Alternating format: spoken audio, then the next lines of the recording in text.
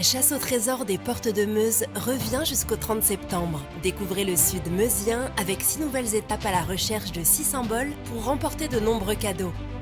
Location des vélos offerte à Héronville sur un circuit balisé de 24 km. Renseignements auprès de la Codécom des Portes de Meuse.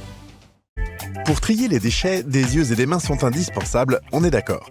Pour vous aider à bien trier, il vous faut un smartphone et télécharger l'appli Guide du tri de Citeo. Un doute au moment de trier, le Guide du tri vous donne la règle de tri précise partout en France.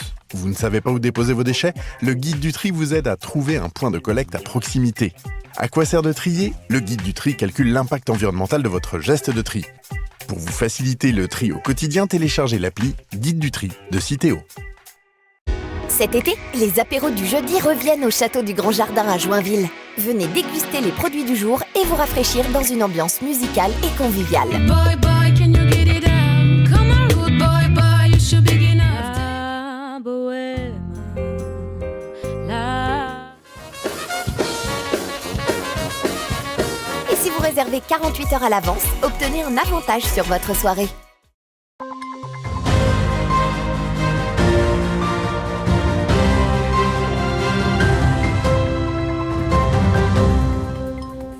Bonsoir à tous et bienvenue dans votre 15 minutes info de ce jeudi 7 juillet 2022. Tout de suite les titres de cette édition. Qu'en est-il du projet Révéler Saint-Dizier? Un nouveau chapitre s'écrit avec ses habitants car pour la municipalité, les idées doivent venir des bragards. Le film réalisé par les CM2 de Saint-Dizier a été diffusé au Ciné-Quai, le moment pour les élèves d'apprécier leur projet. Les finales de handball aux Marnaises ont été jouées ce week-end à Chevillon. Et voilà pour les titres. Révéler Saint-Dizier, c'est le projet lancé depuis un an par la municipalité bragarde. Après 12 mois, le bilan est dressé. Afin d'être au plus proche des attentes des bragards, Quentin Brière, maire de la ville, souhaite sonder le plus possible les habitants, car pour lui, le projet ne peut se faire sans eux. Les premières étapes sont donc actées: diversifier l'offre commerciale, réinvestir les locaux vides en centre-ville, autant d'objectifs que de besoins et de difficultés. Un reportage d'Alison Godefroy et Florent Arnold. Saint-Dizier est aujourd'hui au cœur d'un véritable tournant. En effet, la ville se prépare depuis un an à la révélation. Le projet se nomme Révéler Saint-Dizier, consultable sur Internet. Ce nouveau chapitre s'écrit avec ses habitants, car pour la municipalité, les idées doivent venir des bragards. La première chose qu'on voulait dire à tous ceux qui ont participé, c'est qu'on a tenu compte de toutes les remontées qu'il y a eu, et notamment des 1200 contributions qu'il y a eu sur Internet. Ça a vraiment nourri notre projet et l'action qu'on a menée pendant un an.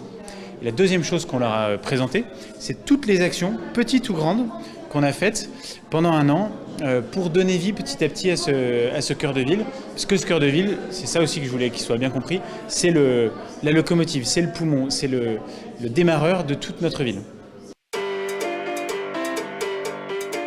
Les objectifs sont nombreux, tels que réinventer les usages en proposant 16 sites à imaginer pour leur donner une seconde vie. Il est aussi question de fédérer les forces vives du territoire, puis d'attirer les investisseurs extérieurs pour permettre la transformation du centre-ville. L'objectif ce soir, c'est de partager un petit bilan de mandat. En un an, on a fait quoi avec tout ce que vous nous avez dit? Et ensuite, d'avoir pu échanger là, à livre ouvert un peu avec tout le monde pour montrer que l'action publique, l'action politique, on la mène de façon aussi transparente que possible. Et moi, je ne peux pas la mener si je ne suis pas aidé par les habitants, les porteurs de projets, les investisseurs extérieurs. Et puis là, maintenant, tous les participants sont dans 3 petits ateliers pour que petit à petit, ils nous disent ce qu'ils veulent sur 3 projets qu'on a lancés. Au cours de cette réunion, plusieurs groupes ont pu échanger afin de faire jaillir de nouvelles idées concernant 3 projets actuels, mais aussi de mettre le doigt sur ce qu'il manque dans cette ville. Transformer l'espace public pour en faire quelque chose de plus humain, c'est l'objectif. On trouvait important de représenter la jeunesse de Saint-Dizier. Donc nous, on n'est pas très vieux ici, on vient d'arriver sur Saint-Dizier. Et c'est vrai que de l'extérieur de la ville, on se dit Saint-Dizier, pas grand chose à faire. On a besoin des lieux d'activité qui Ça peut être des boîtes de nuit, des bars, plus de séances de cinéma, des séances qui soient plus étendues. Moi je pense que Saint-Dizier, il y a beaucoup de potentiel. Dynamiser le centre-ville, justement avoir cette réflexion sur l'attraction culturelle. Si on arrive à valoriser toutes ces choses-là, moi je pense que oui, je vais rester à Saint-Dizier. On ne peut pas juste dire critiquer manque ci, manque ça et ne pas mettre notre petite pierre à l'édifice de notre côté. Donc si évidemment les choses bougent, si on donne l'occasion aux jeunes de pouvoir s'exprimer, on fait de bonnes propositions, on va suivre, on va dépenser, on va rapporter de l'argent, tout le monde sera content et puis voilà, c'est un investissement qui sera rentable pour tout le monde et les générations à venir.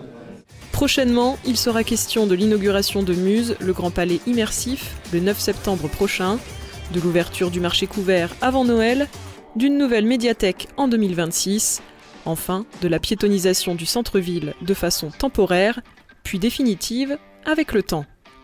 $100 billion. Et parlons à présent d'un projet créatif et talentueux sur le thème de l'astronomie, c'est celui des CM2. En effet, les élèves du secteur de Saint-Dizier ont réalisé, après plusieurs heures d'atelier, plusieurs petits films en stop motion, ce qui comprend la création de storyboards des personnages de l'histoire, mais aussi les décors. Et c'était également l'occasion de présenter ce projet à leur famille le temps d'une séance au Ciné-Quai, et ce, sur grand écran. Écoutez.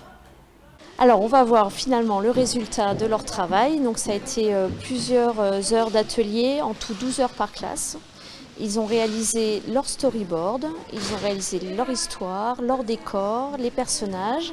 Et après ils ont réalisé leur petit film en stop motion avec des tablettes. Et donc ce soir on va voir le résultat de leur travail sur grand écran pour pouvoir profiter justement des films qu'ils ont réalisés. Alors on a la chance d'être accueillis par le Ciné-Quai, voilà, donc c'est vraiment une chance inouïe pour les enfants de se retrouver finalement à présenter leur film dans des conditions réelles, comme un réalisateur de cinéma. Mais là, pour le coup, ça sera présenté à leur famille. Ils ont été très réceptifs, ils ont été très créatifs aussi. Il faut savoir que là, le thème, c'était l'astronomie, donc ils avaient un peu une base d'inspiration avec les planètes, le système solaire, etc. Et là, il y a 24 films et ils ont tous fait des films très différents sur le même thème. Donc parfois très fictionnels, ils ont inventé des planètes, inventé des personnages, etc. Parfois beaucoup plus réalistes, avec vraiment les vraies planètes, en expliquant vraiment des presque documentaires, quoi. Moi, je pense nous on a une vision du monde, de l'univers, et eux ils ont la leur. Beaucoup de renseignements, beaucoup de valeurs, beaucoup de choses qu'ils ont mis en place. Vous allez voir que c'est impressionnant. Et passons à présent à l'image du jour. Un hôtel à insectes a été installé aujourd'hui au sein des jardins de l'hôtel de ville de Vitry-le-François, en présence du maire de la ville et des enfants du conseil municipal des jeunes, comme vous le voyez sur cette image. Un moment de convivialité est destiné à célébrer un projet porteur de biodiversité. À noter d'ailleurs que cet hôtel à insectes a été réalisé par l'ESAT du Meix-Tercelin. Et du sport à présent, un tournoi de handball au Marnais rassemblant plusieurs dizaines d'équipes a eu lieu à Chevillon ce week-end. Des équipes de moins de 11 ans jusqu'à au moins 18 ans se sont battues pour s'imposer et au final, les clubs de Chevillon et de Pont-Varin ont remporté 6 coupes sur 10. Une réussite pour le club, un reportage de Julien Voirin. Il y avait du suspense ce dimanche à Chevillon. Des finales haut-marnaises de handball ont eu lieu, des moins de 11 ans jusqu'à plus de 16 ans. C'était donc le week-end dernier que des joueuses et des joueurs se sont battus pour gagner les différents matchs. C'est la fête du handball, ça doit se passer dans la bonne humeur, vous voyez, là ça se passe dans la bonne humeur, dans quelques petites surprises, plus ou moins, mais les niveaux de jeu sont assez respectés dans l'ensemble. On a eu de la chance cette année, il n'y a pas vraiment d'équipes qui ont super dominé l'autre équipe, donc ça a donné un très beau spectacle, on a vu des très beaux joueurs, de très beaux jeunes joueurs. La compétition aurait dû avoir lieu il y a 2 semaines, mais a été annulée pour cause de forte chaleur.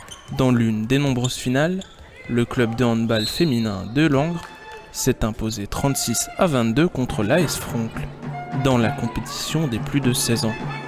Une victoire difficile, mais attendue.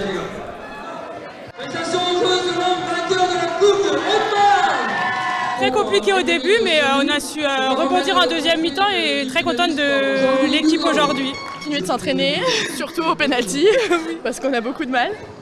Et puis faut garder le positif et qu'on reste soudés, surtout qu'on s'énerve pas. Voilà. Si on oublie la première mi-temps, ça va.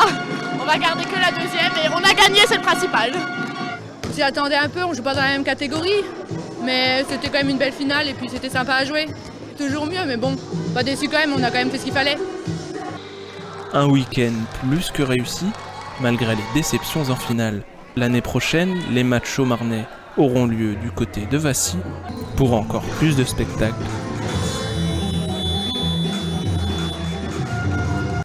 Et voilà, c'est la fin de cette édition. Merci à tous et à toutes de l'avoir suivi. Dans un instant, vos prévisions météo de demain, présentées par Alison Godefroy. Je vous souhaite une très belle soirée et un très bon vendredi.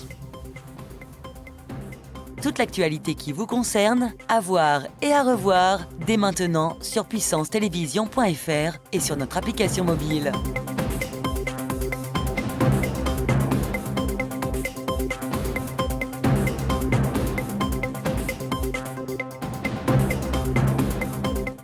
Nouveau, Puissance Télévision lance son émission Agenda.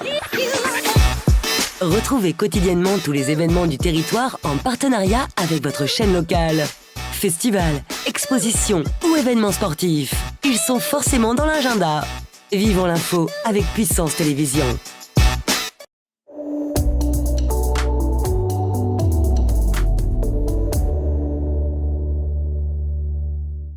Bonsoir à toutes et à tous, bienvenue dans votre bulletin météo.